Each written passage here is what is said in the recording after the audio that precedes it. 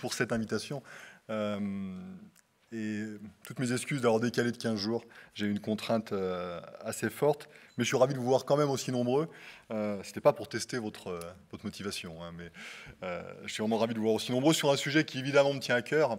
Son préfet vient de le rappeler, c'est ce sujet cybersécurité. J'ai la chance, la très grande chance, il n'y a qu'une chose à retenir finalement de mon parcours, c'est que en 2000, ça n'existait quasiment pas, cette question de la cybersécurité, cette question de la sécurité numérique.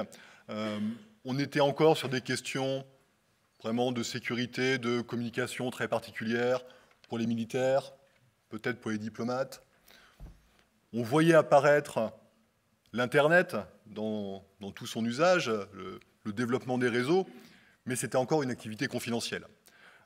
Quand je me suis présenté la première fois à ce qui n'était même pas encore la DCSSI, mais au SCSSI, et c'était en 2000, hein, on ne parle pas de... Enfin, c'est pas tout à fait la préhistoire, pas encore. On était une petite équipe, très sympa, 80 personnes à peu près, et on aurait eu du mal à en occuper plus, probablement. Aujourd'hui, l'ANSSI fait 550 personnes, et surtout, il n'y a pas que l'ANSSI qui porte ces questions de politique publique en matière de sécurité numérique. C'est tout un écosystème que l'on emmène avec nous. Donc vous voyez, en l'espace de même pas 20 ans, à quel point les choses ont évolué. Et ça se retrouve d'ailleurs dans les travaux stratégiques qui ont été portés en France. On avait l'habitude de se caler sur les livres blancs de la défense et de la sécurité nationale. Il n'y en a pas eu cette année, mais on a fait du coup une revue stratégique uniquement dédiée à ces questions de cybersécurité. Allez voir, c'est toujours intéressant d'aller relire un petit peu des choses qui étaient bien écrites à l'époque. En 2008, ça parle un peu de sécurité numérique et avec quelque chose d'assez visionnaire qui était de dire la sécurité numérique, ça va être un vrai sujet pour la sécurité, la défense et la sécurité nationale. Mais il n'y en a pas des chapitres entiers dans le livre blanc de 2008. Il y a quelques paragraphes bien pesés, visionnaires, même si en même temps, 2008, c'est un an après 2007, et 2007, c'est, pour ceux qui s'en souviennent, une attaque majeure contre l'Estonie, qui s'est retrouvée pendant plusieurs semaines avec des transports, avec, bon, il n'y a pas forcément besoin d'attaque informatique pour ça, mais des transports, un système de santé, un système bancaire totalement désorganisé à cause d'attaques informatiques. 2008, hein, c'était il y a 10 ans. Donc en 2009, l'agence a été créée. Ce qui est intéressant, c'est de regarder le livre blanc d'après, en 2013. Dans ce livre blanc, alors là, du cyber, il y en a partout. Le cyber devient une des 3 menaces prioritaires qui pèsent sur notre nation. Donc il y a une vraie prise de conscience, non seulement de la thématique, mais également du fait que de l'ampleur que ça va prendre, de la nécessité d'une réaction extrêmement rapide, extrêmement déterminée. Et suite à ce livre blanc, il va se passer des choses, mais je ne veux pas brûler les étapes.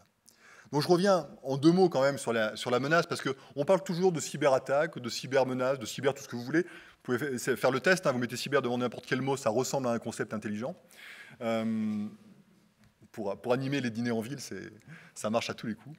Mais au-delà de ces mots, qu'est-ce qui se cache derrière ces attaques informatiques? Et c'est toute une difficulté, parce que la typologie des types d'attaques, des types de menaces, des attaquants, des victimes potentielles, est à chaque fois extrêmement vaste. Et plus ça va, plus ça s'élargit, en plus, pour tout simplifier. Donc on a du mal à faire rentrer tout ça dans des cases, dans 2-3 cases bien identifiées. Non, la difficulté, tout l'intérêt probablement également de la sécurité numérique, c'est d'embrasser un champ extrêmement vaste. Alors d'abord, si on regarde peut-être on ne va pas y passer des heures, mais enfin pour regarder un petit peu les motivations que peuvent avoir les attaquants, et donc les typologies d'attaquants qu'il y a derrière, d'abord c'est un Eldorado pour la criminalité, le cyber. C'est un endroit où ça rapporte, où on peut toucher un maximum de victimes, où si on est suffisamment malin et bien protégé, on a quand même très peu de chances de se faire attraper. Donc ça combine. Il y a un ratio coût-bénéfice, risque qui est optimal, qui est inédit pour les criminels. Et beaucoup de mafias s'y sont pas trompées. Hein. Elles vont de plus en plus vers ce voie-là. Et les chiffres que je lis dans les rapports des services de renseignement sur simplement les gains de ces mafias font littéralement froid dans le dos. On parle en centaines de millions aujourd'hui, pas au global, hein, pas à l'échelle de la planète, mais par groupe, sachant qu'un groupe d'attaquants, ça peut être 10 personnes.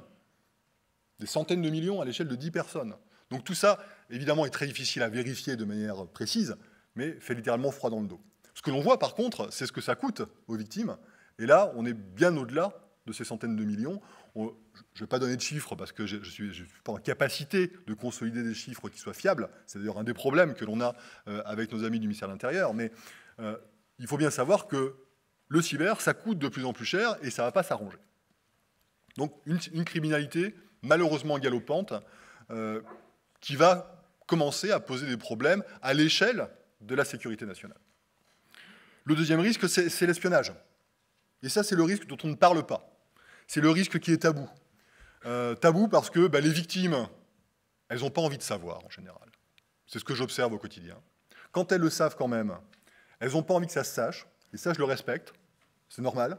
Hein. On n'est pas là pour ajouter du malheur au malheur. On n'est pas là pour créer le suraccident. Et donc, quand déjà il y a eu de l'espionnage, quand déjà on a perdu des données qu'on n'aurait pas dû perdre, la dernière des choses dont on a envie, n'en déplaise aux médias, c'est de mettre sur le devant de la scène ces victimes. Et une des règles fondamentales à l'ANSSI est de protéger les victimes. C'est notre raison d'être. Et protéger les victimes, très souvent, c'est respecter le secret qui pèse sur certaines attaques. Alors ça a des effets négatifs. Notamment, du coup, j'ai pas beaucoup d'exemples de victimes en France qui ont été espionnées de manière grave. Et les rares cas qui ont pu fuiter dans la presse, je ne peux même pas les confirmer.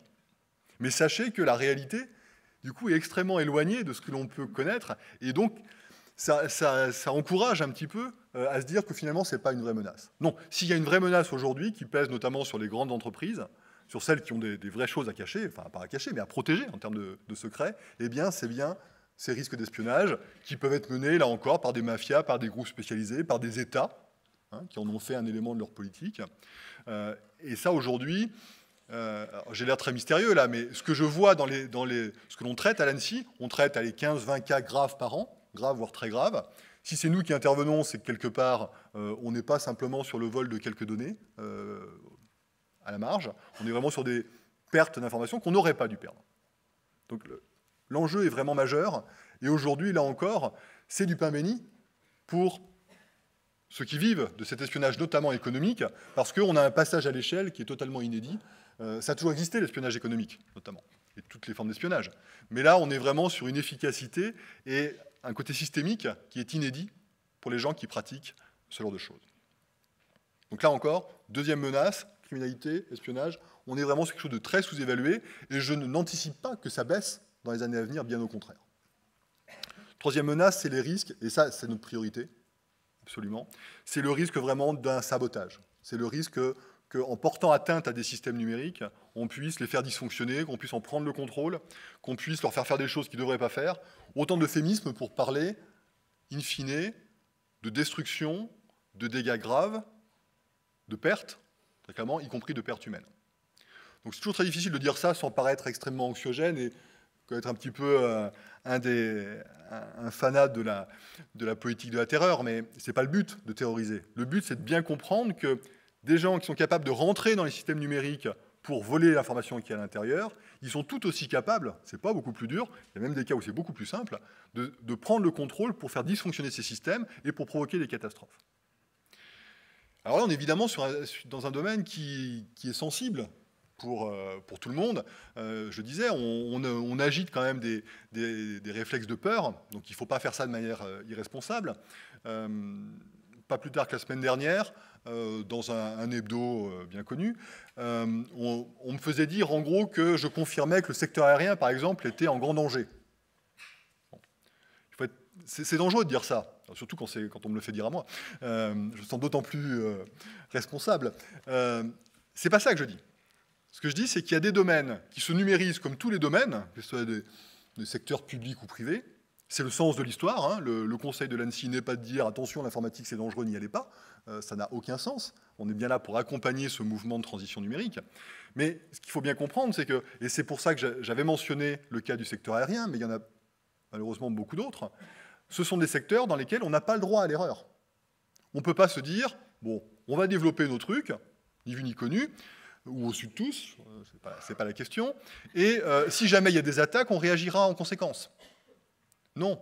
Le jour où le premier avion tombe et que quelqu'un fait la preuve qu'il l'a fait par des moyens informatiques, c'est ce que j'expliquais à ces journalistes, qu'est-ce qui se passe? Bon, dans la foulée, dans les heures qui suivent, il n'y a plus un avion qui décolle. Ça, c'est à peu près une certitude. Et après? Qui redécolle en premier? Je ne sais pas. Et je pense que c'est des scénarios qu'on ne peut pas se permettre d'envisager, et on est condamné à faire en sorte que ça n'arrive pas. Donc c'est très très lourd, évidemment, comme responsabilité. Mais, on en parlait tout à l'heure, on a l'habitude de dire en France, la meilleure défense, c'est l'attaque. Sous-entendu, si on nous attaque, eh bien on répondra. Ben non, non. S'il y a un groupe terroriste, s'il y a un État qui fait s'écraser un avion de ligne, bon, peut-être qu'on répondra, mais ce sera trop tard. Donc c'est là où le sujet cyber est intéressant et pas forcément comparable à d'autres domaines de sécurité. Je ne dis pas qu'il y a une gradation dans l'horreur, hein, ce n'est pas du tout l'idée, mais j'insiste sur l'aspect systémique qu'il y a à ça. Si un avion peut tomber, ça veut dire que potentiellement, tous les avions, ou tous les récents au moins, peuvent tomber. Et ça, ce raisonnement, il n'est pas fait pour stigmatiser le secteur aérien. Il est fait pour vraiment prendre conscience des risques qui pèsent et de la difficulté à y répondre si ce n'est pas anticipé. Et dans tous les domaines liés à l'énergie, liés au transport, liés à l'industrie, on peut comme ça trouver des cas où l'attaque est simplement, les attaques graves de cette nature-là sont simplement inadmissibles, sont intolérables. Et donc on est condamné à se défendre, et à se défendre efficacement, qui plus est. Et je vais revenir après sur la manière de se défendre, parce que la bonne nouvelle, c'est qu'au-delà d'annoncer des catastrophes, on est également là pour apporter des solutions. Parce que si le but c'est uniquement de faire peur, c'est vrai, je suis assez d'accord avec certains commentaires, autant la fermer, c'est probablement ce qu'il y a encore de mieux à faire. Mais non, l'idée c'est bien d'identifier les risques de manière à pouvoir dire, voilà, face à ces risques, comment est-ce qu'on fait pour se protéger? Et là, c'est à la portée, très clairement, des acteurs. Il en faut la volonté, il en faut les moyens, il faut une organisation autour de ça. Mais je pense qu'on a tout ça, justement, en France. Et donc tout l'intérêt pour protéger notre souveraineté dans ce domaine de la cybersécurité, c'est bien de créer ce collectif pour répondre collectivement à cette menace. Et puis, voilà, pour être juste complet sur les menaces, pour faire un petit peu un tour d'horizon, depuis quelque temps, depuis l'été 2016, pour être précis, on s'intéresse à de nouvelles menaces, qui sont celles qui peuvent peser sur nos démocraties, qui rentrent dans aucune des cases précédentes, fondamentalement, où on voit que même des processus aussi fondamentaux que nos élections, présidentielles, législatives et autres, référendums peut-être demain, peuvent être manipulés par de l'attaque informatique. Alors ça rentre dans un domaine qui est beaucoup plus vaste, qui est celui de la manipulation de l'information, de la désinformation, qui n'est pas du tout mon domaine, donc je ne vais pas m'étendre là-dessus. Je ne vais pas vous parler de fake news, je sais que vous serez très déçus de ça. C'est un vrai sujet en soi, clairement.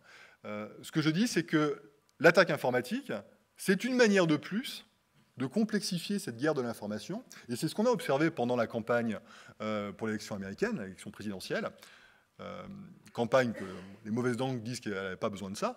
Mais de fait, pendant cette campagne, on a observé des attaques informatiques avec des mails qui ont été volés, qui ont été rendus publics. Peut-être que dans le lot, certains mails ont même été modifiés, avec une grande difficulté pour les personnes concernées de se justifier dans un temps politique qui ne s'y prête pas du tout, clairement. Et peut-être même que le résultat de l'élection présidentielle, on ne le saura jamais, probablement avec certitude, a pu être inversé, puisqu'ils étaient typiquement dans la pire des situations, où on est sur un 50-50, où il suffit de pas grand-chose pour faire basculer le résultat de manière totalement binaire, là pour le coup, d'un côté à l'autre. Donc ça, on ne veut pas que ça se produise en France.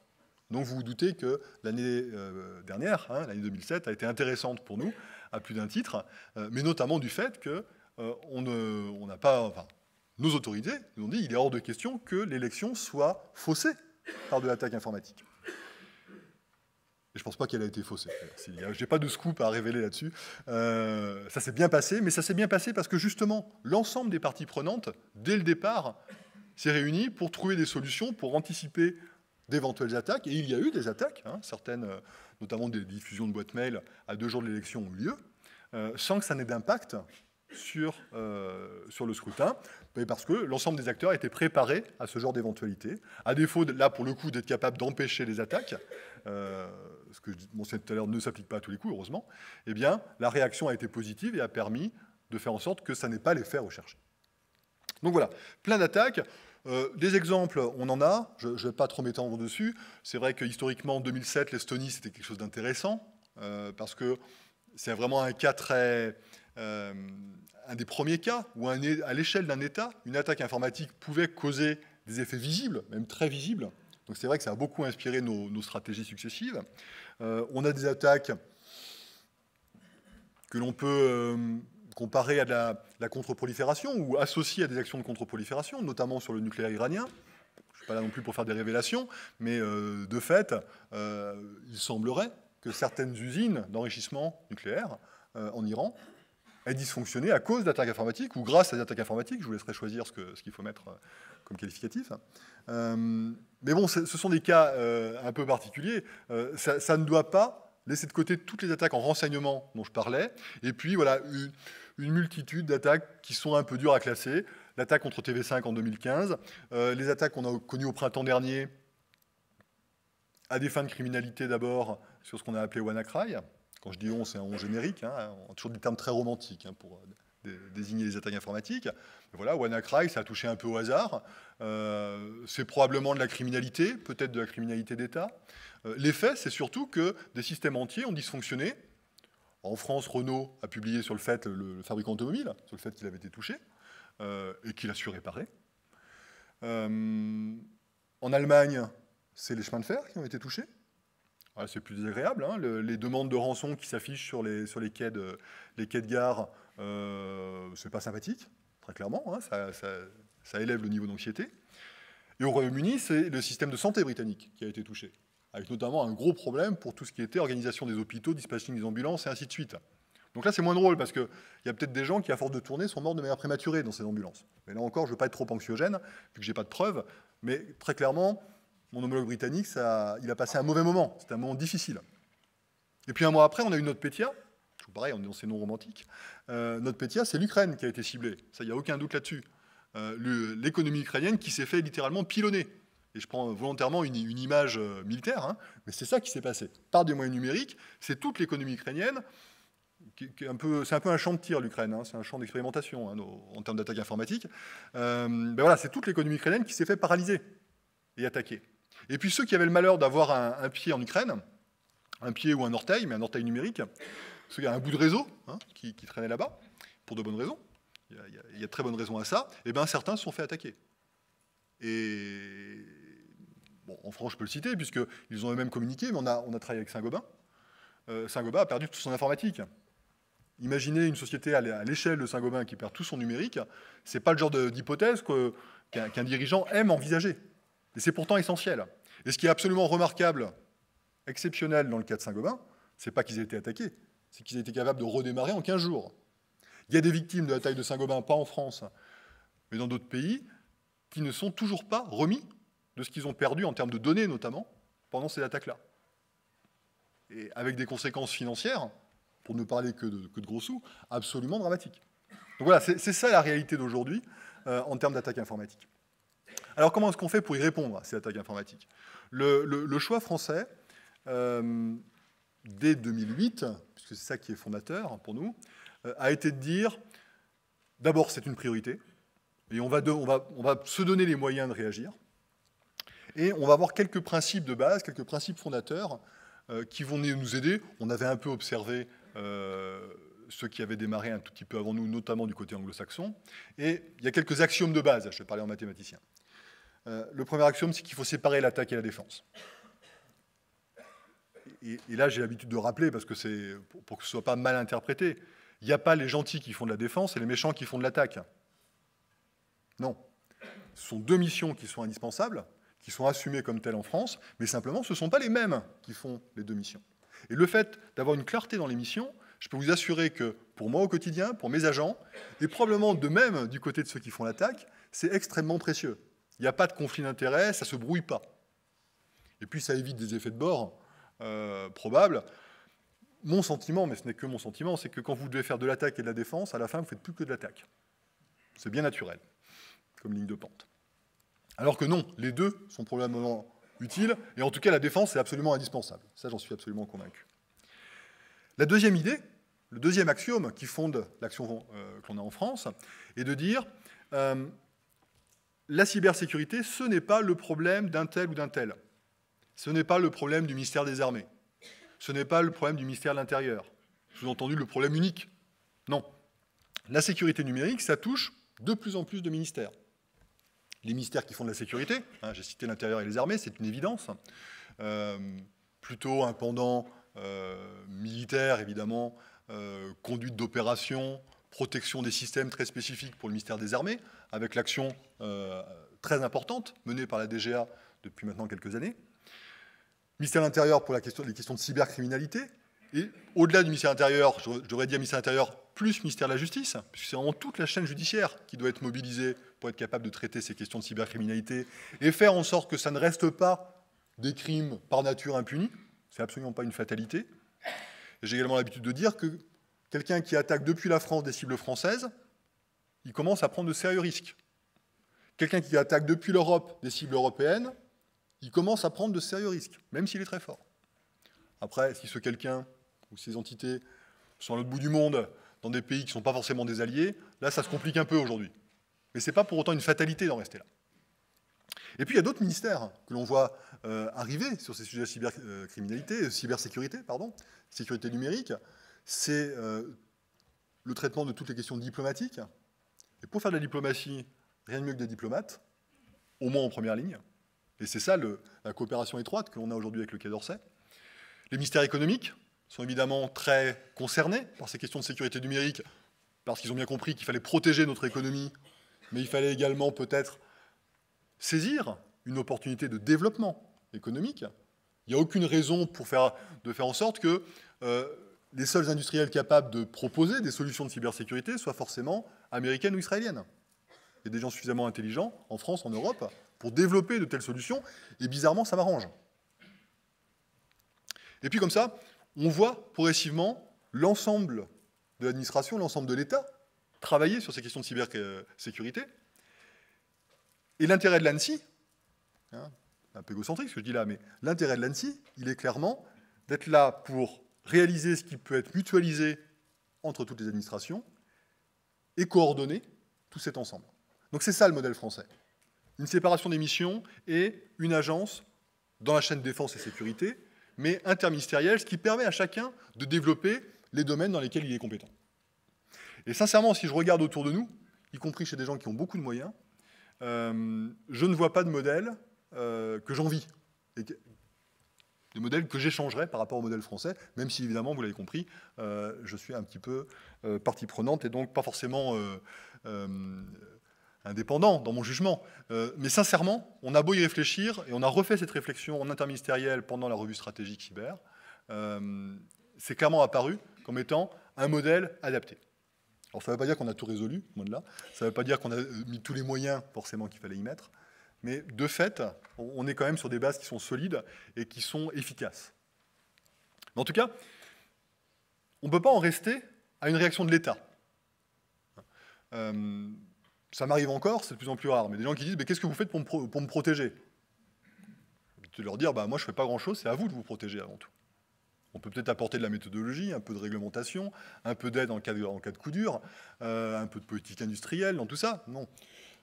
C'est même essentiel probablement, mais c'est bien à chacun de se protéger.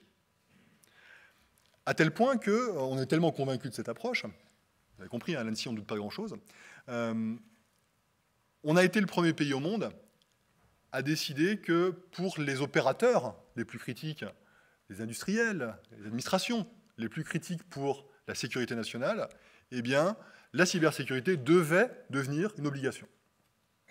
Et ça, je rends hommage à mon prédécesseur, notamment Patrick Payoux, qui a eu cette vision de dire qu'on ne peut pas indéfiniment opposer à des attaquants de plus en plus violents, de plus en plus motivés, de plus en plus compétents techniquement, simplement des bons conseils et voilà, des trucs, vous devriez faire ci, vous devriez faire ça.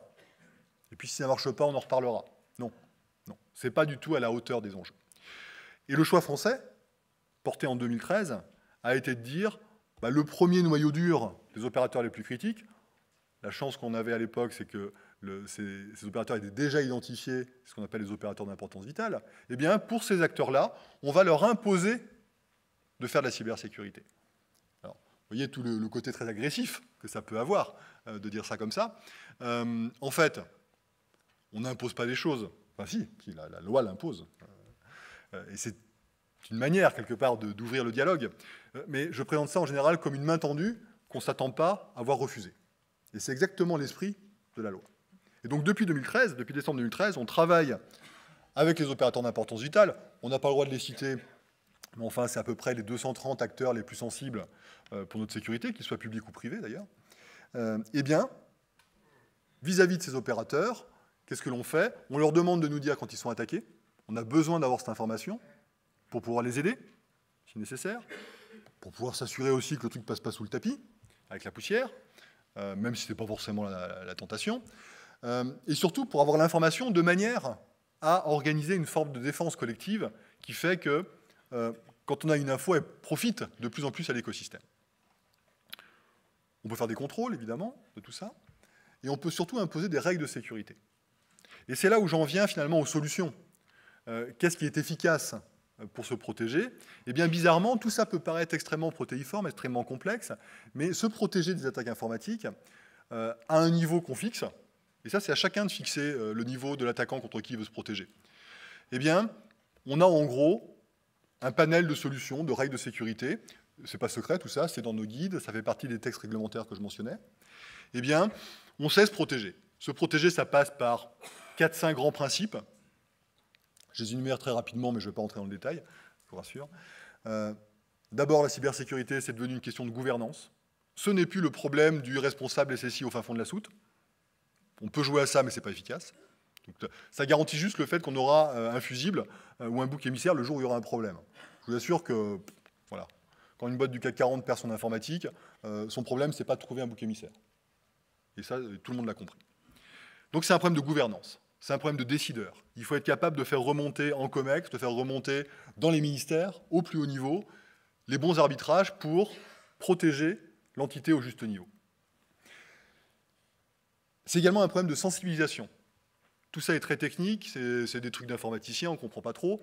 En fait, dans la boucle, il y a des femmes et des hommes qui peuvent être, à leur insu, ou parfois même volontairement, des acteurs des attaques informatiques, ou au contraire des acteurs de la défense informatique. Très souvent, dans les affaires qu'on a à traiter, le premier qui a levé le doigt en disant qu'il y a un problème, c'est un peu vexant, mais ce n'est pas forcément les systèmes parfois très complexes que l'on développe et que l'on met en place, c'est souvent un utilisateur qui dit « ma machine, elle n'est pas comme d'habitude ». D'accord ? Et ça, si on n'a pas expliqué aux gens que ça pouvait arriver, qu'ils avaient un vrai rôle à jouer, qu'ils avaient des règles de base, mon prédécesseur parlait d'hygiène informatique, à respecter, eh bien, il y a de grandes chances qu'ils ne le fassent pas. Et qu'ils soient des victimes en puissance, et que par eux, des attaques qui peuvent toucher l'ensemble de l'entité puissent se propager. Et puis après, il y a des choses plus complexes. Notamment le fait que, dorénavant, tout système numérique qui est susceptible d'être attaqué, c'est-à-dire tout système numérique, doit être conçu dès le départ en se disant comment je vais faire pour me protéger by design, comme disent nos industriels, face à ces attaques numériques. Et ça, c'est un changement de paradigme pour beaucoup. Pendant très longtemps, dans le domaine de l'armement, par exemple, que je connais bien, eh bien, on concevait des super systèmes, et puis, si la DGA voulait de la sécurité, ben on passait le bon avenant, et puis les bonnes personnes allaient rajouter la sécurité. Sur les systèmes de l'époque, ça avait un sens, probablement. Sur les systèmes d'aujourd'hui, ça n'en a plus. Parce que pour faire une cybersécurité efficace, il faut véritablement agir sur l'architecture même des systèmes numériques. Et donc ça veut dire que dès la planche à dessin, il n'y a plus de planche à dessin, mais il y a l'équivalent qui existe aujourd'hui, en gros, dès la conception des systèmes, à côté des contraintes fonctionnelles, des contraintes de coût, des contraintes de tout ce que vous voulez, il faut rajouter les contraintes de sécurité numérique, dès le départ. Si vous ne faites pas ça au départ, si vous cherchez à le rajouter à la fin, c'est très cher, c'est très inefficace, et tout le monde est très déçu. Donc là, on est vraiment sur un changement de paradigme, et on voit d'ailleurs, je reste dans le domaine de l'armement, tous les grands industriels de l'armement qui deviennent, de près ou de loin, des développeurs de numérique et donc de sécurité numérique. Un bateau d'aujourd'hui, demandez à Hervé Guilloux, récemment encore j'entendais dire un bateau c'est 50% de la chaudronnerie, 50% du logiciel, en valeur.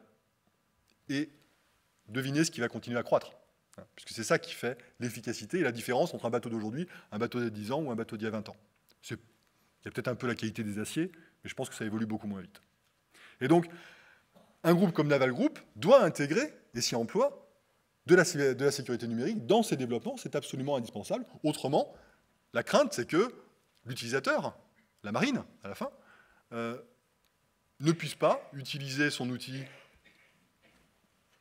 au niveau maximum de son potentiel, voire même se retrouve privé de son outil de travail. Donc voilà, c'est autant de questions qui nécessitent souvent une remise en question et qui nécessitent que les décideurs comprennent bien ces questions liées à la cybersécurité. Bon, il y a plein d'autres sujets dont je voudrais vous parler. Je voudrais quand même parler un petit peu d'Europe, qui est un sujet qui nous tient particulièrement à cœur, parce que, notamment, voilà, quand on parle de souveraineté, j'ai plus le titre, souveraineté numérique et cybersécurité, j'entends trop souvent opposer les questions de souveraineté nationale et... Alors, souveraineté européenne, c'est un terme qui est un peu osé, même si notre président l'emploie. On va parler d'autonomie stratégique européenne. Tous ceux qui cherchent à opposer la souveraineté nationale et l'autonomie stratégique européenne dans le domaine de la cybersécurité sont nos ennemis. Ce ne sont pas des gens qui nous veulent du bien. Ça, je peux vous le garantir. Pour une raison très simple, c'est que certains des aspects que je viens de vous décrire relèvent très clairement de questions de souveraineté nationale. Et il est hors de question que les États, la France, mais les autres, c'est pareil, se dessaisissent de ces questions de sécurité numérique. C'est trop sensible, c'est trop important, c'est trop relié à des questions de sécurité nationale, par plein d'aspects. Et à côté de ça, est-ce qu'on peut raisonnablement s'imaginer pouvoir développer à l'échelle de l'Europe, donc sur une plateforme, dans un domaine où on a une certaine unité de droits, de valeurs, peut-être même des ennemis communs, en clair. Est-ce que l'on peut s'imaginer développer une cybersécurité efficace si chacun des 28 ou 27 États membres développe ça dans son coin? Non, c'est une évidence. Ce sera une perte d'énergie, un gaspillage, et c'est surtout prendre le risque que certains États membres arrivent à peu près à développer une sécurité et cherchent à se protéger eux-mêmes, mais que beaucoup, notamment parmi les plus petits, mais surtout parmi ceux qui n'ont pas forcément la base industrielle qui va bien pour développer tout ça, ou les budgets tout simplement, eh bien que ces gens-là finalement ne puissent pas développer leur cybersécurité. Et là encore, les attaquants, c'est les plus agiles, c'est les plus malins, ils voient tout de suite par où il faut passer. Et donc s'il faut passer par certains pays qui n'ont pas su développer au niveau national la bonne sécurité, eh bien évidemment ils vont passer par là. Et nous, on n'est pas que des philanthropes, hein. On sait très bien que c'est par là que l'on va être attaqué ensuite, et de manière beaucoup plus complexe à détecter et à arrêter. Donc on a absolument besoin d'une sécurité à l'échelle européenne, mais d'une sécurité compatible des intérêts, des enjeux de souveraineté nationale. Donc c'est bien la somme des deux, c'est pas choisir l'un ou l'autre. Une fois encore, ceux qui proposent ça, ceux qui mettent ce débat sur la table, sont nos ennemis. Et quand on creuse un peu, hein, quand on voit qui a dit quoi, on voit très bien que, d'abord, il y a peu d'Européens dans ceux qui portent ces messages, et que l'intérêt, il est clairement de nous diviser. Donc on a besoin d'une forme d'unité, et il y a plein de choses qu'il faut qu'on soit capable de développer au niveau européen. De la R&D, évidemment. C'est des choses qui changent, c'est pour ça que j'en parle de manière assez décontractée, mais jusqu'à il y a peu de temps, tous ces fonds européens de R&D que je ne remets pas en cause, ah bah, cybersécurité, c'est de la sécurité et tout ça, non, on ne va pas développer une cybersécurité, une R&D en cybersécurité à l'échelle européenne.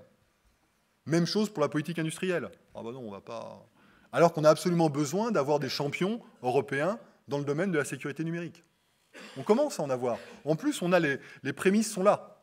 Ce qu'il faut vraiment, c'est que ça devienne une ambition partagée par l'ensemble des États membres de développer cette industrie européenne et de ne pas, comme je le disais tout à l'heure, se soumettre, n'ont pas peur des mots, à des industriels qui ne sont pas forcément des ennemis, soit dit en passant, mais qui ne sont pas dans ce cœur stratégique européen. Et quand on dit autonomie stratégique européenne, on recherche bien une forme d'autonomie dans certains domaines, et il n'y a pas de honte à ça. C'est absolument indispensable. Et autonomie, d'ailleurs, qu'on ne sera pas capable d'atteindre 28 fois au sein de l'Europe. Hein, on a besoin de mutualiser tout ça. Il y a d'autres cas où l'Europe nous aide beaucoup à porter nos idées. Je décrivais un petit peu en longueur ce qu'on a fait avec les opérateurs d'importance vitale. Eh bien, ces idées, reprises par ailleurs en Allemagne d'ailleurs, et développées également en Allemagne, ont fortement inspiré la Commission européenne, qui en a fait une directive, la directive Nice, qui de mémoire a été votée à l'été 2016, j'espère pas de bêtises, donc à l'échelle européenne, directive que dont on est en train de terminer la transposition aujourd'hui en France. Alors vous me direz, qu'est-ce que ça veut dire de transposer un truc qui s'inspire directement d'un truc qui est déjà fait? C'est que ça nous permet de faire un second cercle, pour dire ça de manière très simple. Et donc là où il y a 230 OIV, Demain, il y aura 1000, 2000, 10 000, je ne sais pas, ce sera probablement progressif, opérateurs de services essentiels, c'est notre jargon, à qui on va demander essentiellement la même chose que aux OIV, appliquer des règles, et qui sont peut-être un petit peu plus génériques et un petit peu moins élevées que pour les OIV, et nous dire quand ils sont attaqués, de manière à ce qu'on puisse là encore les aider et faire de la défense collective. Donc là, c'est vraiment un cas très positif, où l'Europe, vraiment, reprend les bonnes idées et les applique à l'échelle européenne, ce qui était vraiment un souhait à la fois du côté des États, comme la France et l'Allemagne, mais également du côté des industriels qui nous disaient « bah oui, mais on comprend bien ce que vous nous demandez, mais qu'est-ce que vont nous demander les autres pays, et ainsi de suite ?» C'est compliqué. Non. Là, on va avoir une forme d'harmonisation à l'échelle européenne. Et puis, il y a des cas où c'est un peu plus compliqué, je me dois de le dire, notamment sur des sujets aussi complexes que la certification. Alors, c'est un sujet très technique, hein, c'est dur de rentrer dedans. La certification, ça consiste à aller évaluer un produit, un service, de manière à pouvoir dire, à pouvoir attester de son efficacité et de la confiance que l'on peut avoir dans ce produit ou ce service. Dès que vous voulez commencer à développer la cybersécurité au sein d'une entité, publique ou privée, vous avez besoin de passer par des acteurs de confiance. Et c'est très difficile de savoir qui est de confiance, qui est bon, qui est de confiance. Vous prenez qui? Vous prenez le meilleur dans les journaux, vous prenez le plus cher, vous prenez le moins cher, vous prenez... Non, ça ne marche pas tout ça. Et donc un des rôles que l'on s'est donné en France est d'être un petit peu l'arbitre des élégances, mais au-delà de ça, d'organiser tout un process d'évaluation de l'efficacité et de la confiance que l'on peut avoir dans ces produits et ces services, pour pouvoir, in fine, les certifier, les qualifier, comme on dit, au nom du Premier ministre, ce qui est, à mon avis, quelque chose d'hyper utile pour les gens qui veulent se protéger, parce que, voilà, ils ont des listes dans lesquelles ils peuvent piocher. Et puis après, c'est du droit privé que le meilleur gagne.